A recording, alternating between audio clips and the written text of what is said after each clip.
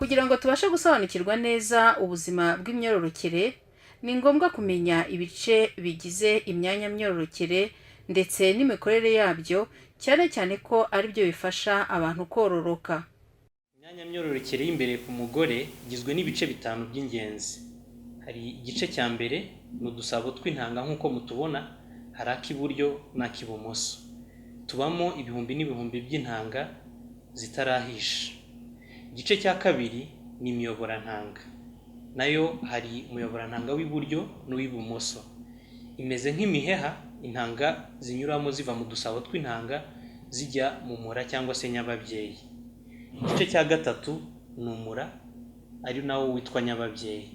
Uyu ni umukaya umeze nk'agafuka gato ucumbikira cyangwa se umwana akuriramo kuva asamwe kugeza avutse. Igice cya kane ni inkondo y'umura. Iki ni igice cyo hasi cy'umura gifatanye n'indi byara. Igice cya gatanu ni indi byara, ikaba ari umuyoboro uhuza igice cyo hanze n'igice cy'imbere cyangwa se umura. Nyuma yo kumenya ibice bigize imyanya ndangagitsina, reka turebe noneho akamaro kabyo. Buri mukobwa avukana ibihumbi n'ibihumbi by'intanga mu dusabo twe tw'intanga. Intanga ziba ari ntoya cyane ku buryo zitabonwa n'amaso. Iyo umukobwa abaye umwangavu, imwe mu ntanga ze irahisha ikamanuka mu muyoborantanga yerekeza mu mura cyangwa se nyababyeyi. Iri rekurwa ry'intanga niryo ryitwa uburumbuke.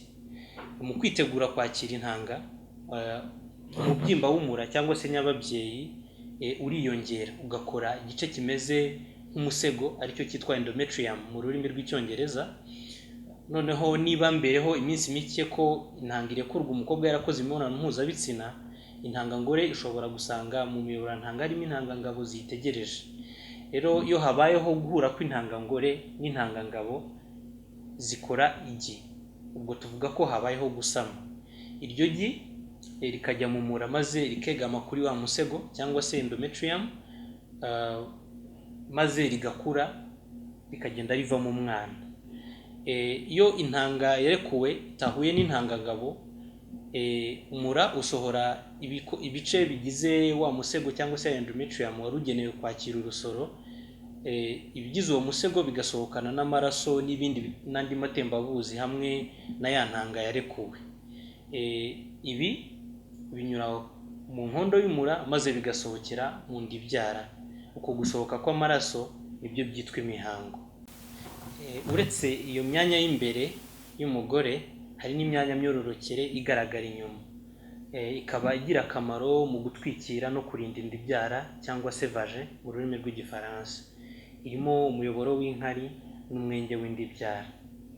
Mu myanya ndangagitsina y'umugabo harimo udusabo tw'intanga, isaho y'amabya, umurerantanga cyangwa se ariwo witwa epididymis mu rurimi rw'icyongereza. Hakabamo imvubura z'ubwoko bubiri, hari izitwa seminal vesicles mu rurimi rw'icyongereza n'iyitwa prostate mu rurimi rw'igifaransa. Hari nanone igitsina gabo tubona inyuma, hakaba n'umuyoboro w'inkari.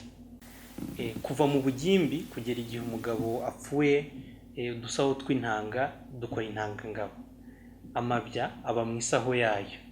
Uko intanga zikura zijya mu murerantanga ariwo twavuze witwa epididymis mu rurimi rw'icyongereza, zikamara ibyumweru bibiri, nyuma zikajya mu miyoborantanga ariyo yitwa vas deferens mu rurimi rw'icyongereza.